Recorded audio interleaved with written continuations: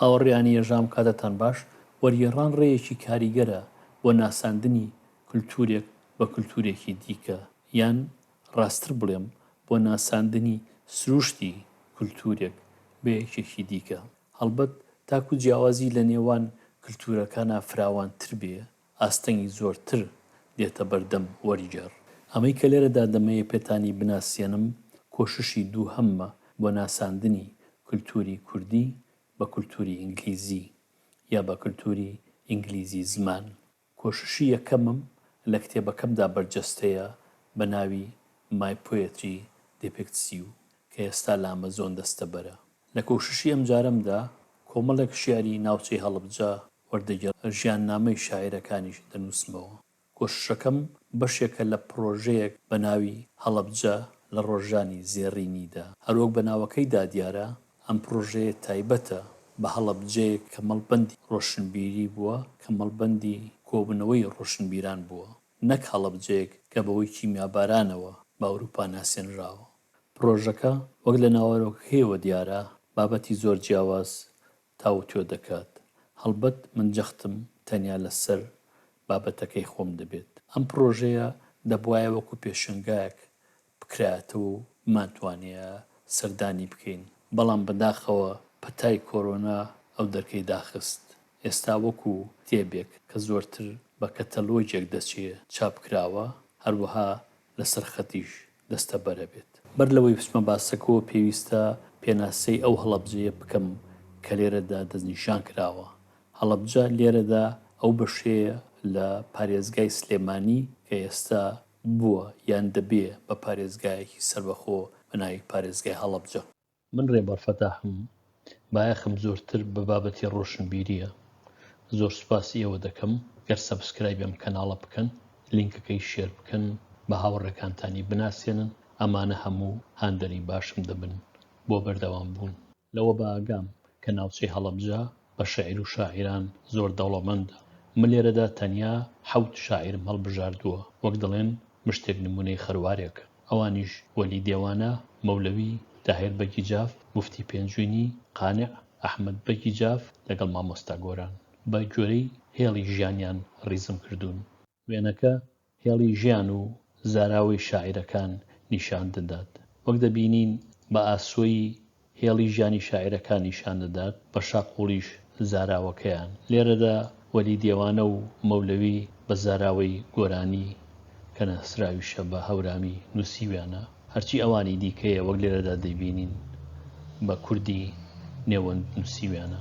شاعیرەکان یەکەم وەلی دێوانەیە کە لە پێشەمیانەوە ژیاوە، دوا بۆ دوای ئەو مەولەوی دێت. ئەمجار شاعیرەکانی دیکە وەکو تایر بەگو، موفتی پێنجوینی، قانیع، ئەحمەد موختار بەگیجاف، مامۆستا گۆران. لێرەدا ئاماژەم بە پیرەمێردیش کردووە. ئەستەمە باس لە ژیانی ڕۆشنبیری، کولتوری، ڕۆژنامەگەری، ئەدەبی کوردی نێوەند بکرێ بەبێ ئاماژەدان بە پیرەمێرد. پیرەمێرد نەک تەنیا عەقڵێکی گەورە بووە، بەڵکو سەکۆیەکی ئەفراندووە بۆ ڕۆشنبیرانی سەردەمی خۆی کە چالاک بن و پێش بکەون. ڕۆژنامەکەی قەلەندەرخانە هەردووک سەکۆیەکی بە پێز بوون بۆ ڕۆشنبیرانی دیکە کە بیرروڕا ئاڵوگۆڕ بکەن، هەروەها بابەتەکانیان بڵاو بکەنەوە. بەبێ بوونی ڕۆژنامەکەی ئەستەم بوو بۆ ڕۆشنبیران توانن دەنگی خۆیان بە خەڵک بگەێنن. پیرەمێرد هەم پەیوەندی بە پیاماقوڵانی سەردەمی خۆیەوە زۆر بەهێز بووە، هەروەک پەیوەندی بە هەموو ڕۆشنبیرانەوە هەبوو. پیرەمێرد چاوەنوار نەبووە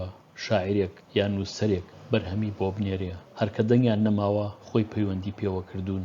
زۆر جار پەیوەندی بە شاعیرەکانەوە بە شیعر کردووە، هەواڵی پرسیون بۆ بەرهەمیان نییە. هەمووەک شاعیر وەک ڕۆژنامەنووس وەک ڕۆشنبیرێکی مەزن کەمێک پشتگوێ خراوە. پیرەمێرد ئەو تۆڕە بووە کە ڕۆشنبیرانی سەردەمی خۆی هەموو پێکەوە گرێداوە، وەک لە وێنەکەدا ڕوونم کردوتەوە. لەوەش زیاتر نەک تەنیا شاعیرەکانی سەردەمی خۆی لە ڕێی ڕۆژنامەکەیەوە بە ئێمە ناساندووە و بەرهەمەکانی پاراستون، بەڵکو شاعیرانی پێش خۆشی بەسەر کردوتەوە.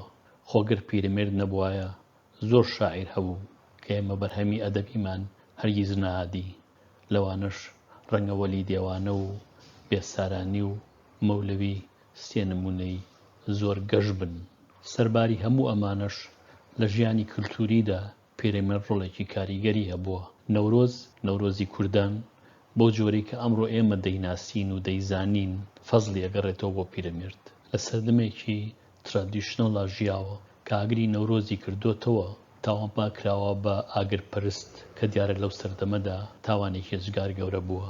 پیرەمێرد زۆر جار کێشەکانی زۆر بە ساکاری چارەسەر کردووە. بە خەڵکی وتووە منە ماگرە بۆچی دەپەرستم، خۆم دەیکەمەوە و خۆشم دەیکوژێنمەوە. یەکەم شاعیر لە هەڵبژاردەکەمدا وەلی دێوانەیە. زۆر لایەنی ژیانی وەلی دێوانە تاریکە.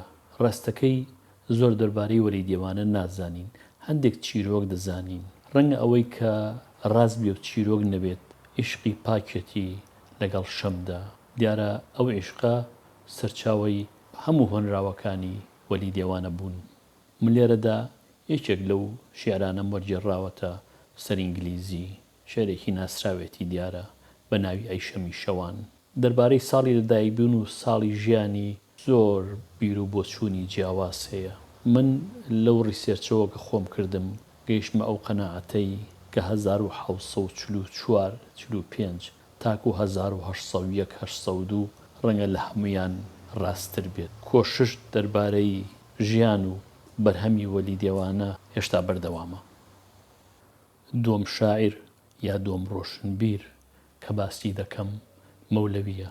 مەولەوی لە 1906 تاکو 1982 ژیاوە. تەنیا شاعیر نەبووە، مەولەوی ڕۆشنبیرێکی مەزنە، سۆفیەکی زۆر چاک بووە، هەروەها کاریگەری لەسەر ڕۆشنبیرانی دەوری خۆی زۆر بووە. هەمیشە لە کۆڕی بەگزەدەکانی جافا ئامادە بووە کە ئەوانیش ئەهلی قەڵەم و ئەهلی ڕۆشنبیری بوون. لە کۆتایی ژیانیدا ئازاری زۆر دیوە، بەوەی هەم نابینا ئابێت هەم ئەمبەرخانمی هاوسەری لەدەست دەدات. ئەم دوو کارەساتە ناخۆشە کاریگەری گەورەیان لەسەر شیعرەکانی تەمەنی پیری مەولەوی هەبووە. دیارە نابینایەکەی دەبێتە هۆی مەریشی. ئەو بەرهەمە ڕۆشنبیری و ئەدەبیەی معدوم یا معدومی کە نازناوی مەولەویە بەجێ هێشتووە، ئەمڕۆ کەڵکێکی زۆری لێ نابینرێت. خۆ ڕەنگە ئەویش لەبەر ئەوە بێ کە ئەو زاراوەیی مەولەوی هەروە شاعیرەکانی دیکە وەکو بێسارانی و وەلی دێوانە پیان نووسیوە، زاراوەی گۆرانی نووسینە نەک ئاخاوتن. تەنانەت ئەوانش کە بە زاراوەی گۆرانی بۆ نمونە هەورامی داخفن ئەمڕۆ لە شیعرەکانی مەولەوی تێناگەن. ئەمەش بووە بە بەربەستێکی گەورە.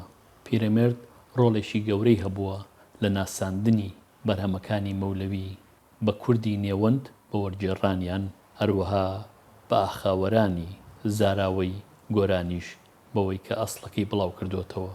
لە ساڵی 1935دا پیرەمێرد لە دوو بەرگدا هەم ڕۆحی مەولەوی بە چاپ دەگەیەنێ هەم وەرگێڕانەکەی. من هەندێ پارچە شیعری مەولەویم لەم بەشەدا وەرگێڕاوە. شاعیری سێهەمم شاعیری جوانیە تایربەگی جاف کە لە 1975 تاکو 1970 ژیاوە. تایربەگ ژیانی زۆر خۆشویستووە، حەزی لە ڕاو بووە، حەزی لە خواردنەوە بووە، حەزی لە دانیشتی شەوان و کۆڕی ئەدەبیات بووە. تایربەگ بە هەردوو زاراوەی کوردی نێوەندی و گۆرانیش نووسیوێتی. چیرۆکی دڵداری تایربەگ لەگەڵ خانم شێوەدا کاریگەری زۆری لەسەر ژیانی هەبووە. خانم شێوە کچی جوێشی هەڵەبجە بووە. دیارە هەڵەبجەیەکە لەو مەڵبەندانەی کە جووی زۆر تێدا بووە.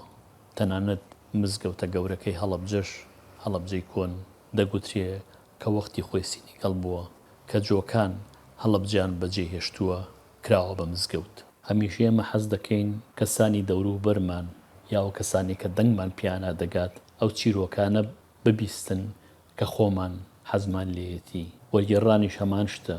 من هەمیشە حەز دەکەم ئێوە گوێتان لەو شیعرانە بێ کە من خۆم شەیدایم. یەکێ لەو شیعرانەی تایربەگی جاف کە من خۆم شەیدایم کە بەیتی یەکەمی ئەمەیە: چەمەن یەکبارە خامۆشە، خڕۆشی بڵبڵان بابێ، دڵم ڕۆمات و مەدهۆشە، خوا فەسلی گوڵان بابێ. چوارەم شاعیر لەم زنجیرەیەدا موفتی پێنجوونیە کە لە 1970 تاکو 1952 ژیاوە. موفتی کامپەینەرێکی چاکە، هەر وەک توانیوێتی شیعر لەو سەردەمەدا وەکو ئامرازێکی کامپەین بەکاربهێنێت. موفتی پێنجوونی کۆمەڵێک بەهای بەرزی هەبووە دەربارەی ڕۆشنبیری، ئافرەتان، قوتابخانە، پێشکەوتن، شارستانی، ڕزگاربوون، ئەمانە و زۆر بەهای دیکە لە شێعرەکانی موفتیدا ڕەنگیان داوەتەوە.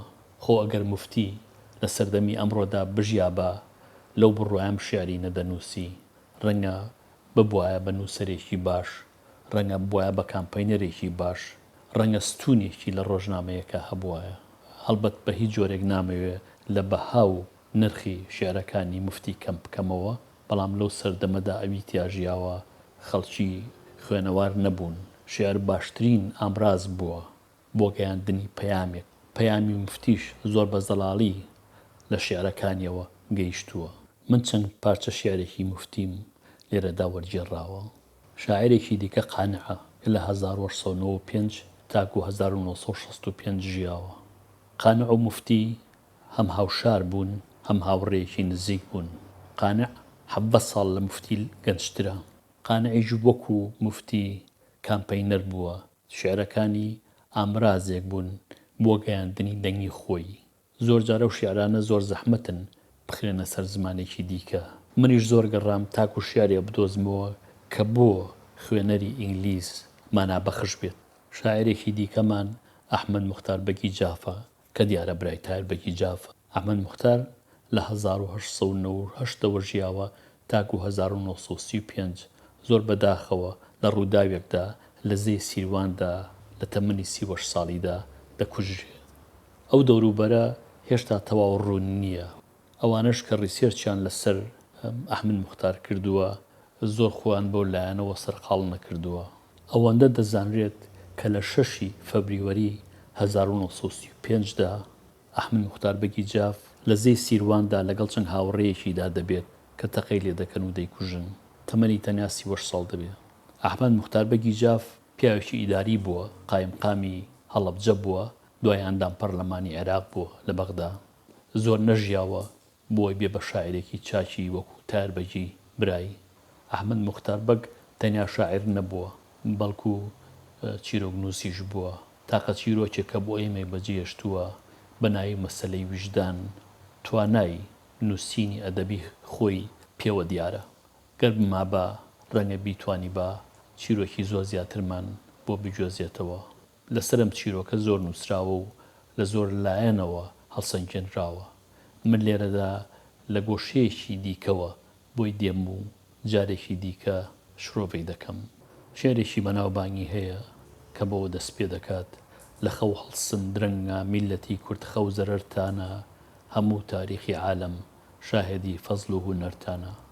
من لێرەدا ئەو شیعرەیەم وەرگێڕاوەتە سەر زمانی. دوایین شاعر لەم بەشەدا مامۆستا گۆرانە. مامۆستا گۆران هەرچەند زۆربەی ژیانی لە شاری سلەیمانی ژیاوە، بەڵام لە هەڵەبجە گەورە بووە. لە 1904 تاکو 1962 ژیاوە. ڕەنگە 2 ساڵ جیاوازی هەبێت لەوێدا. تەمەنێکی زۆر کورتە بۆ ئەو هەموو بەرهەمەی بۆ ئێمەی بەجێهێشتووە. مامۆستا گۆران عەقڵێکی زۆر گەورەیە، شاعرێکی مەزنە. من بەش بە حاڵی خۆم هەتا کامڵتر بم شەیداتر دەبم بە شێعرەکانی مامۆستا گۆران. هەندێک شیعری هەیە بەردەوام دەیان خوێنمەوە. مامۆستا گۆران لە بنەماڵەیەکی ڕۆشنبیرەوە هاتووە، فارسیێکی زۆر نایاب و عەرەبێکی چاکی زانیوە. باوکی سلەیمان بەگ فێری فارسی کردو و دەرسی فارسی پێگوتووە.